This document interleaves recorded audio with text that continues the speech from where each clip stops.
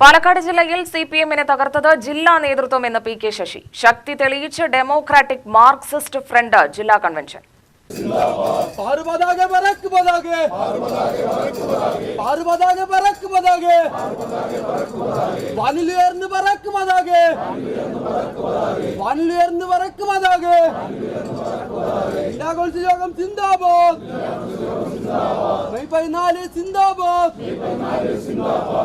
കേരളത്തിലെ ഇടതുഭരണത്തിന്റെ പതനം ജനങ്ങളുടെ ആശയും അഭിലാഷവുമായിരുന്നുവെന്ന് DMF നേതാവ് പി കെ ശശി പറഞ്ഞു.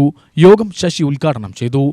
5 കൊല്ലക്കാലത്തിനുള്ളിൽ പാലക്കാട് ജില്ലയിലെ CPIM നേതൃത്വം അതിന്റെ അണികളെയും അതിന്റെ പ്രവർത്തകരെയും എത്രമാത്രം വെറുപ്പുള്ളവരാക്കി മാറ്റി എന്നതിന്റെ ഏറ്റവും വലിയ നിദർശനമായിരുന്നു ആ പ്രത്യേക കൺവെൻഷൻ. ഇന്ത്യയിലെ ലെഫ്റ്റ് മൂവ്മെന്റിനെ ആരാണ് ഇല്ലാതാക്കുന്നത്? ഞാൻ വളരെ വ്യക്തമായി പറയുന്നു, ഇടതുപക്ഷത്തെ ഇല്ലാതാക്കുന്നത്, ഇടതുപക്ഷത്തെ ദുർബലപ്പെടുത്തുന്നത് വ്യവസ്ഥാപിത കമ്മ്യൂണിസ്റ്റ് പാർട്ടികളാണ്. അതൊന്ന് CPI, communist party of India എന്ന പേരിൽ പ്രവർത്തിക്കുന്ന പാർട്ടി, മറ്റൊന്ന് CPIM. ഇതാണ് 2 വ്യവസ്ഥാപിതമായ കമ്മ്യൂണിസ്റ്റ് പാർട്ടികൾ. ആ 2 കമ്മ്യൂണിസ്റ്റ് പാർട്ടികളാണ് ഇന്ത്യയിലെ ഇടതുപക്ഷത്തെ ഇല്ലാതാക്കിക്കൊണ്ടിരിക്കുന്നത്. ഈ 2 പാർട്ടികളും ചെയ്തു വരുന്ന കാര്യം, അവർ ഇടതുപക്ഷ നയങ്ങൾ കൈയൊഴിഞ്ഞപ്പോ ഇടതുപക്ഷ നയങ്ങൾ ഉയർത്തിപ്പിടിക്കാൻ ഒരു ബദശക്തി വേണ്ടേ?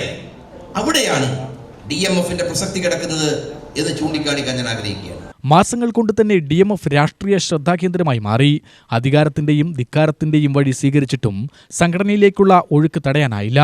മാർച്ച് 5 നടത്തിയ ജില്ലാ കൺവെൻഷനിൽ പങ്കെടുത്ത സഹകരണ മേഖലയിലെ ജീവനക്കാർ ഉൾപ്പെടെയുള്ളവർക്കെതിരെ CPM പ്രതികാര നടപടി സ്വീകരിച്ചു.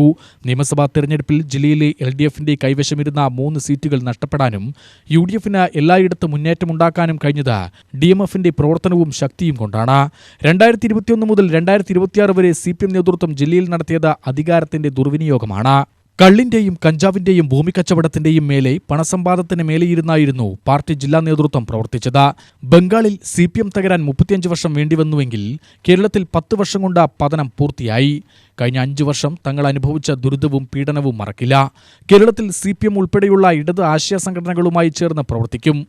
ഈ തെരഞ്ഞെടുപ്പിൽ CPIMനെയും ഇടതുപക്ഷ ജനാധിപത്യ മുന്നണിയെയും പരാജയപ്പെടുത്തുക, UDFനെ വിജയിപ്പിക്കുക, ഈ സമീപനമാണ് DMF അത് തീരുമാനിച്ചത്. അതിനനുസരിച്ച് പാലക്കാട് ജില്ലയിലെ എല്ലാ നിയോജക മണ്ഡലങ്ങളിലും നല്ലതുപോലെ തെരഞ്ഞെടുപ്പ് പ്രവർത്തനങ്ങളിൽ ഇടപെടാനും UDF സ്ഥാനാർത്ഥികളെ വിജയിപ്പിക്കാനുമുള്ള പ്രവർത്തനങ്ങളിൽ നമ്മുടെ പ്രവർത്തകർ ഏർപ്പെടുകയുണ്ടായി. ആ തെരഞ്ഞെടുപ്പ് പ്രവർത്തനത്തിൽ ഇടപെട്ടതിന്റെ പ്രയോജനം എന്താ? നമുക്ക് ശ്രദ്ധേയമായ മാറ്റമുണ്ടാക്കാൻ സാധിച്ചു.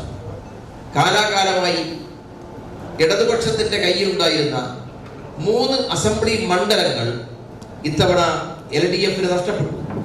അത് UDFന് ലഭിക്കുന്ന അവസ്ഥയുണ്ടായി.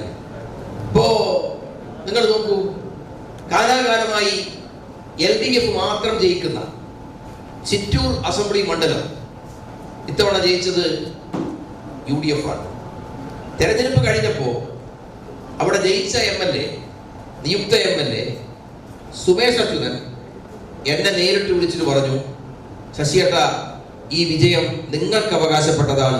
ഞങ്ങളുടെ പ്രവർത്തകരെക്കാൾ കൂടുതൽ DMFന്റെ പ്രവർത്തകരായിരുന്നു ഈ തെരഞ്ഞെടുപ്പ് പ്രവർത്തനത്തിൽ ഏറ്റവും സജീവമായി ഉണ്ടായിരുന്നത് എന്ന് അദ്ദേഹം പറഞ്ഞപ്പോൾ നമ്മൾ നടത്തിയ രാഷ്ട്രീയമായ ദൗത്യമുണ്ടല്ലോ, നമ്മൾ നടത്തിയ രാഷ്ട്രീയമായ ഇടപെടലുണ്ടല്ലോ, ആ ഇടപെടൽ സാർത്ഥകമായി എന്നെനിക്ക് ബോധ്യപ്പെട്ടു.